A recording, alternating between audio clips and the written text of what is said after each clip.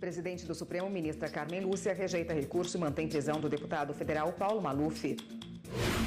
E depois da decisão do Supremo, Diretoria-Geral da Câmara dos Deputados suspende pagamento e benefícios do deputado. Ministro Edson Fachin julga improcedente pedido do ex-presidente Lula para ter acesso à informação de acordo de colaboração premiada. STJ rejeita denúncia contra gerente de multinacional em ação sobre cartel de trens em São Paulo. Ministra Rosa Weber limita ao Rio de Janeiro efeitos de decisão sobre amianto até prazo final de embargos. E os cuidados que o consumidor deve ter na hora das compras de Natal? Estas e outras notícias agora no Jornal da Justiça.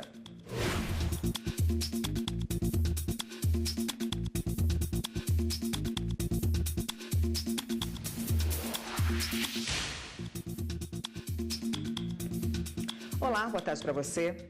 O ministro Edson Fachin, do Supremo Tribunal Federal, julgou improcedente o pedido do ex-presidente Lula para ter acesso a informações de acordo de colaboração. A repórter Evne Araújo tem os detalhes dessa decisão para a gente. Boa tarde, Evne. Oi, Érica, boa tarde. Os advogados de Luiz Inácio Lula da Silva alegavam cerceamento do direito de defesa e pediam a suspensão da ação penal contra ele na 13ª Vara Federal de Curitiba até que fossem liberados o acesso às informações do acordo de colaboração premiada de alguns envolvidos neste mesmo caso. O ministro Edson Fachin entendeu que não houve cerceamento do direito de defesa e que os acordos ainda não foram formalizados. O ministro citou ainda a súmula vinculante 14 do Supremo Tribunal Federal, que assegura o acesso às provas produzidas, mas exclui as investigações que ainda não foram documentadas no inquérito. Érica. Obrigada, Evne. A ministra Rosa Weber, do Supremo Tribunal Federal, deferiu tutela de urgência para suspender os efeitos da declaração de inconstitucionalidade da norma que permitia a extração, industrialização e comercialização e também a distribuição do uso do amianto na variedade crisotila no país. Segundo a decisão da ministra, até a publicação dos acórdons e o esgotamento do prazo para a oposição dos embargos de declaração, os efeitos da decisão do plenário do STF ficam limitados apenas ao estado do Rio de Janeiro. A ministra acolheu o pedido formulado pela Confederação Nacional dos Trabalhadores da Indústria e pelo Instituto Brasileiro do Crisotila. O Superior Tribunal de Justiça rejeita a denúncia contra gerente de multinacional investigado por cartel em São Paulo.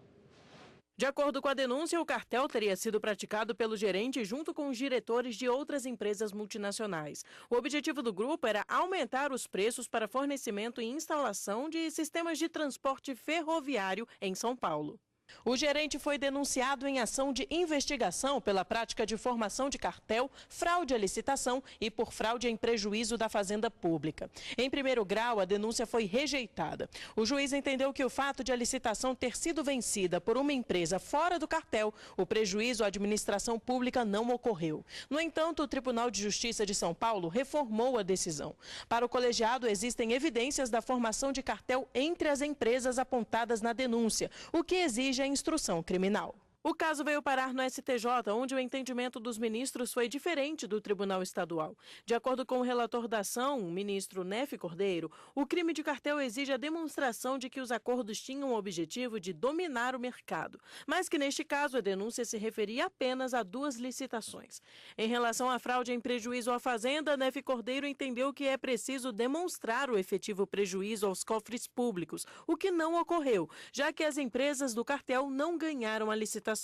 A 6ª turma do STJ considerou a denúncia insuficiente e restabeleceu a decisão de primeira instância. A pedido do Ministério Público Federal de São Paulo, a Justiça proibiu a fabricação, comercialização e o uso de suplementos para animais que expõem a população a bactérias multiresistentes. A norma do Ministério da Agricultura permitia que empresas comercializassem aditivos de uso agropecuário que continham antibiótico colistina até 2018.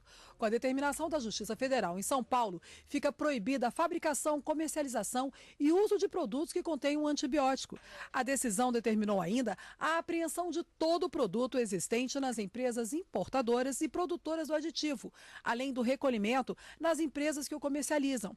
A colistina está na lista da Organização Mundial da Saúde de medicamentos que devem ser considerados último recurso e usado apenas em circunstâncias mais severas, quando todas as alternativas falharam, como o caso de infecções por bactérias multiresistentes. Em 2016, a Anvisa já havia emitido um comunicado de risco alertando sobre uma série de estudos científicos que relacionaram o uso do antibiótico na produção pecuária como promotor de crescimento animal e a resistência ao antibiótico em bactérias que infectam humanos.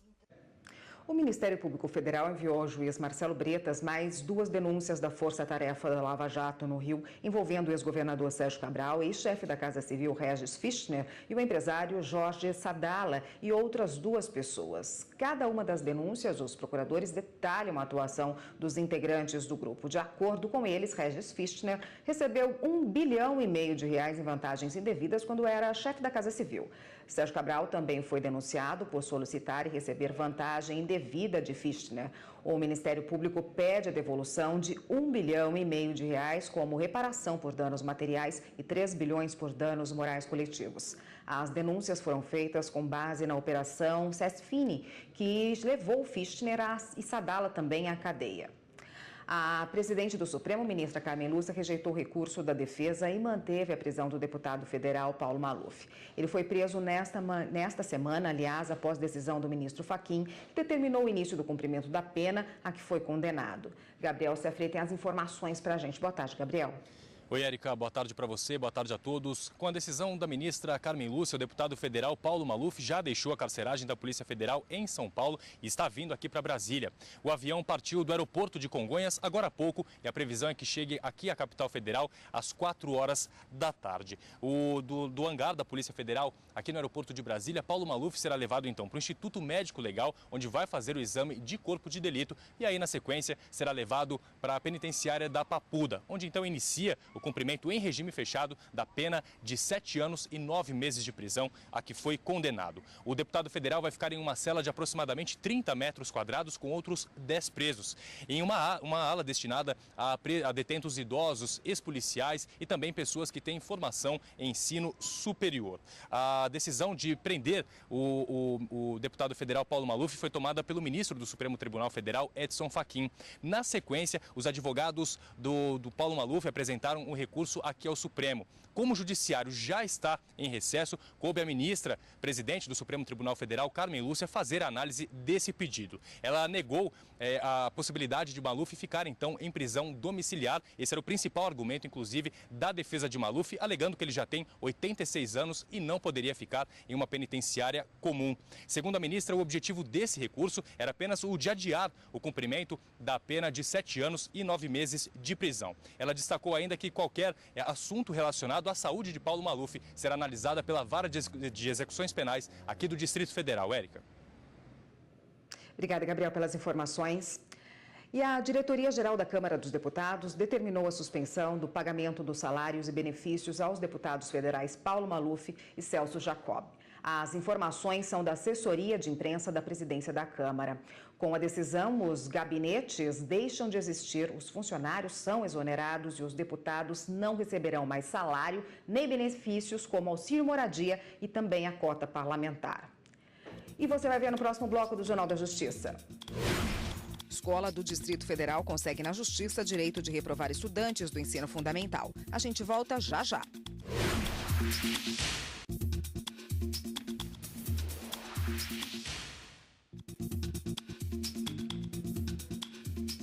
A operação da Polícia Federal, em conjunto com a Controladoria Geral da União, investiga crime de gestão fraudulenta em financiamentos do Banco do Nordeste do Brasil.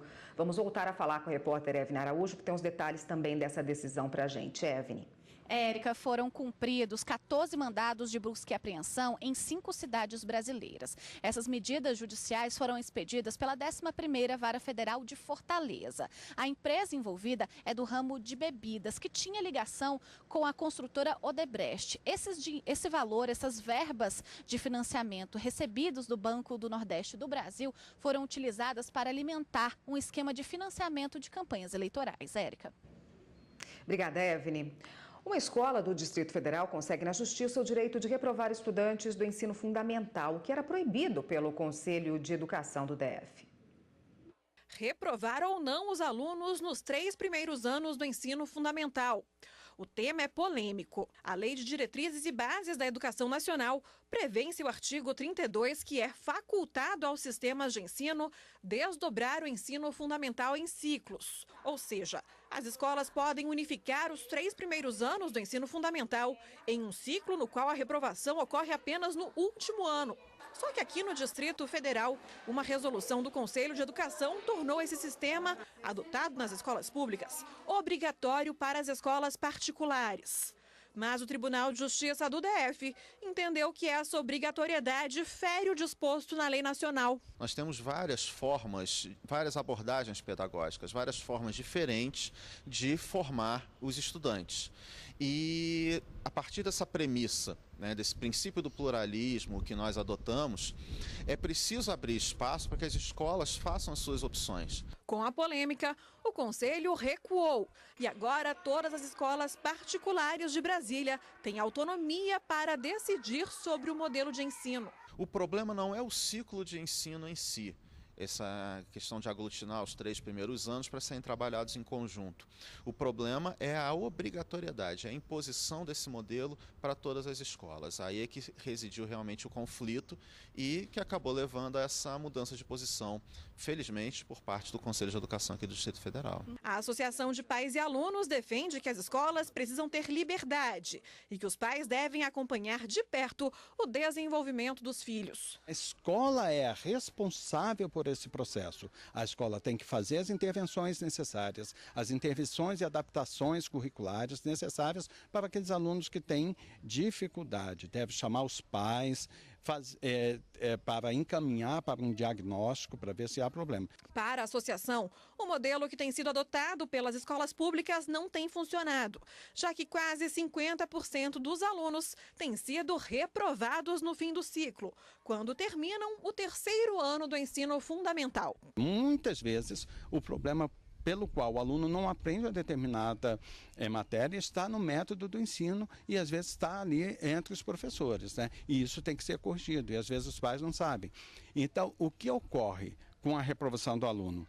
O aluno vai ser retido e os pais vão ter que pagar 1 ano a mais. Então, os pais têm que estar atentos desde o início do ano.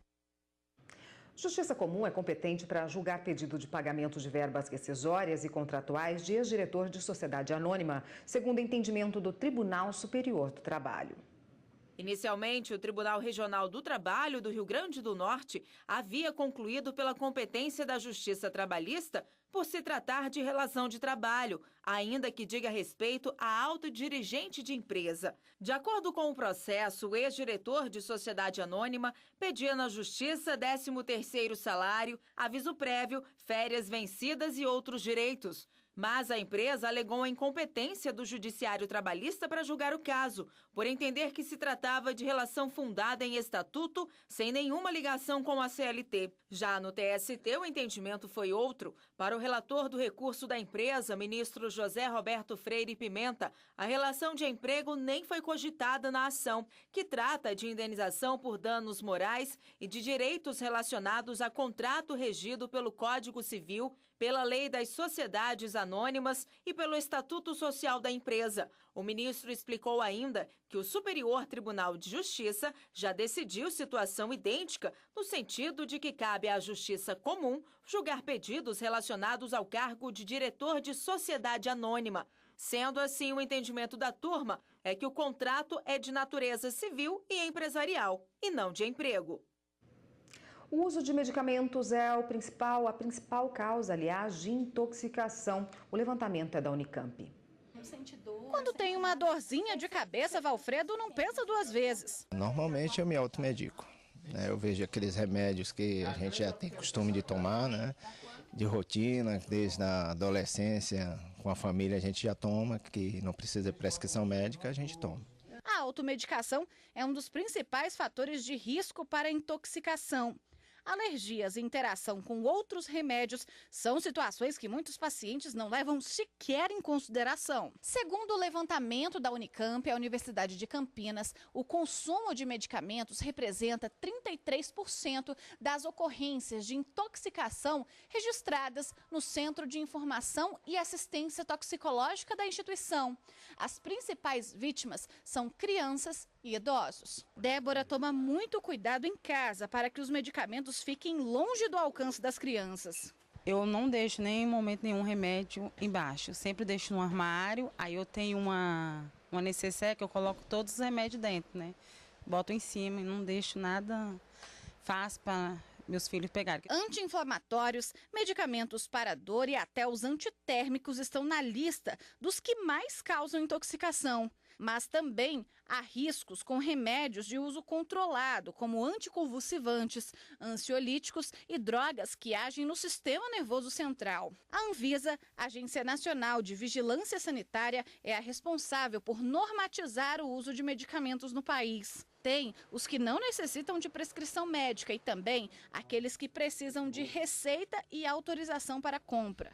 Mas este advogado acredita que o grande número de farmácias e a dificuldade de fiscalização dificultam o combate à automedicação. Infelizmente, o nosso sistema está calcado num atendimento primário, que seria numa unidade de pronto atendimento ou num posto de saúde, e posteriormente buscar um hospital. Só que a gente vê a precariedade do sistema, a falta de profissionais, a falta de estrutura, tendo sido rejeitada no primeiro atendimento, busca uma solução alternativa, que seria a farmácia. Lei existe, norma existe. A questão é a fiscalização, é a punição daquele que age em desacordo com a norma. E você vai ver no próximo bloco do Jornal da Justiça. Os cuidados que o consumidor deve ter na hora das compras de Natal. Voltamos em instantes.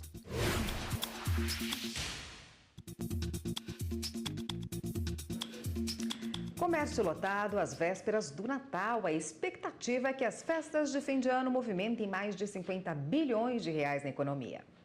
Lojas e corredores cheios neste shopping em Brasília. É o Natal e nada de passar a data sem dar presentes. A Marisa acordou cedo e foi às compras. A gente acaba deixando tudo mais para o finalzinho e nesse dia de hoje, com uma folguinha do trabalho, a gente acabou vindo um pouquinho mais cedo para pegar um pouco menos movimentado. E o Fabiano garantiu os presentes da família inteira. Pai, mãe, esposa, filho, todo mundo aí.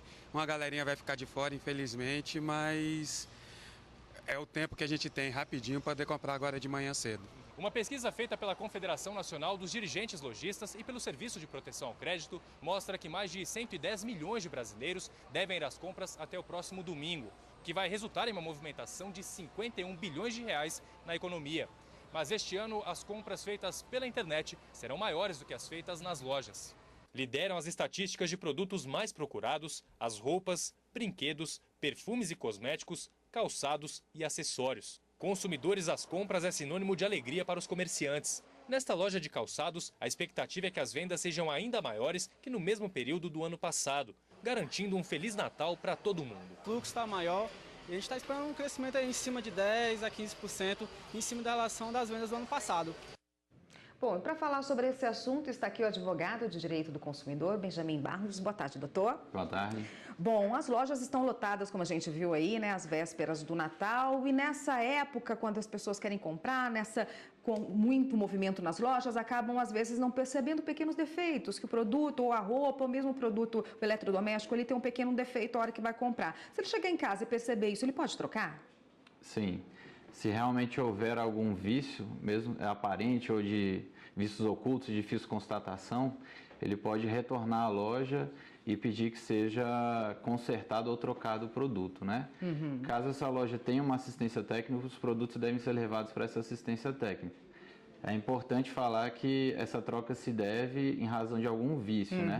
Se for alguma coisa, algum arrependimento de que, não gostei da cor, do tamanho, enfim, algum convencimento próprio da pessoa, aí já depende de política de troca da empresa, dela fazer um benefício ao consumidor ou não. E ela pode trocar mesmo se for uma roupa, por exemplo, que ela experimentou, mas ela chegou em casa e viu que tinha um pequeno defeito, mesmo ela tendo experimentado a roupa? Sim, em tese eles teriam que consertar, né? A questão de troca é realmente se depois de 30 dias não tiver consertado, sanado o vício, aí sim o consumidor pode exigir que seja trocado por um produto novo, ou restituído o valor, ou então até o abatimento no preço. O senhor disse aí que não pode se arrepender ou mesmo não gostou da cor. E nessa época de Natal, muita gente compra para dar de presente. Não sabe se a pessoa vai gostar, se vai ser o número certinho, porque a pessoa não esteve ali para experimentar aquela roupa, por exemplo. Daí depende, então, da política da loja se comprometer com o consumidor de trocar por ser um presente. Exatamente. Legalmente não se tem essa obrigação, mas nós sabemos que até pelo comércio hoje em dia, para vender mais, eles prometem essas trocas, se for presente ou se a pessoa se arrepender quiser mudar o tamanho da roupa, por exemplo, e dependeria mais da política de troca da empresa mesmo, de fornecer essa conveniência ou não ao cliente. Agora, o importante é que o consumidor registre isso, né? Hoje em dia todo mundo praticamente tem um celular, registra um vídeo, uma foto, ou então na nota fiscal faz uma observação, porque depois o lojista não vai poder dizer que não ofereceu esse tipo de conveniência ao cliente, né? Como é que está a questão de pagamento em dinheiro ou em cartão? O lojista ele pode diferenciar o preço para o consumidor que pagar, mesmo que seja visto no débito, no cartão ou em dinheiro? Exatamente. Antigamente não podia, mas desde 2007 desse ano que a medida provisória foi convertida em lei para 13.455 de 2017, e permitiu que haja uma diferenciação no pagamento, no preço do produto conforme o pagamento, se é a prazo ou se é à vista. Porque os lojistas se queixavam muito das taxas, né, de administração, de cartão, de receber a prazo, e aí permitiram isso para fomentar essa circulação do dinheiro.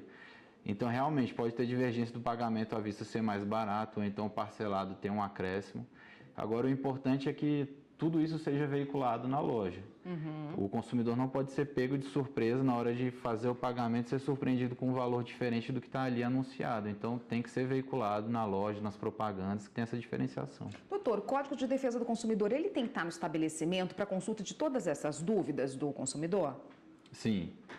É obrigatório, né, em virtude da Lei 12.291 de 2010, todos os estabelecimentos que têm essa relação de consumidor têm que dispor de um Código de Defesa do Consumidor em suas dependências, né? Caso não faça isso, pode haver aplicação de multa. Se eu não me engano, de até R$ 1.064.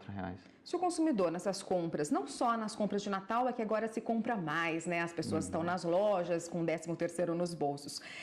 Mas se em decorrência de qualquer compra na loja aí, ou tiver um problema ali de entendimento entre o vendedor e o consumidor, a quem ele recorre o consumidor? É o PROCON?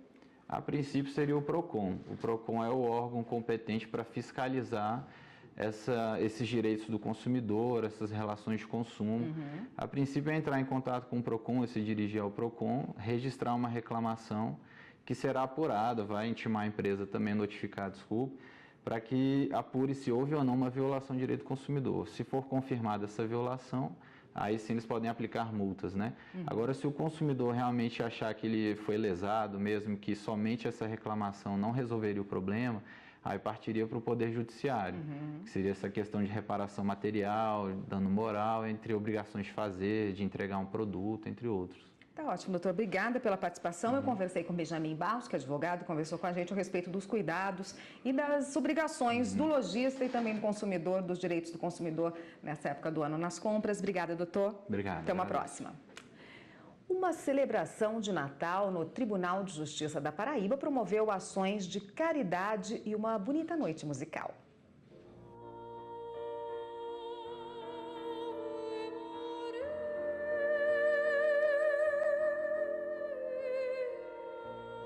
Uma noite de muita emoção a céu aberto.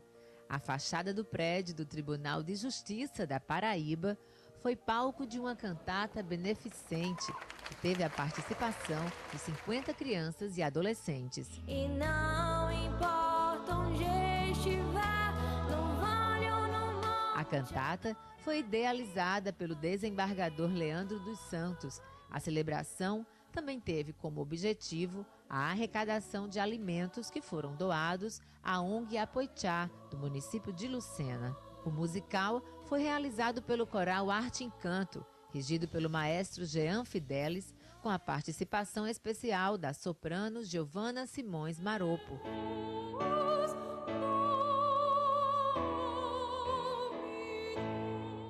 Ao final do evento, todos os presentes se surpreenderam com um belíssimo show de luzes e cores. Já nasceu Deus menino para o nosso bem.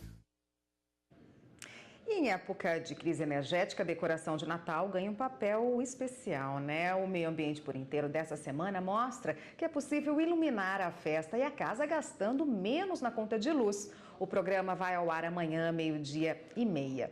E faltando 3 dias para o Natal, ninguém melhor que os poetas para expressarem nossos desejos a todos vocês, telespectadores da TV Justiça.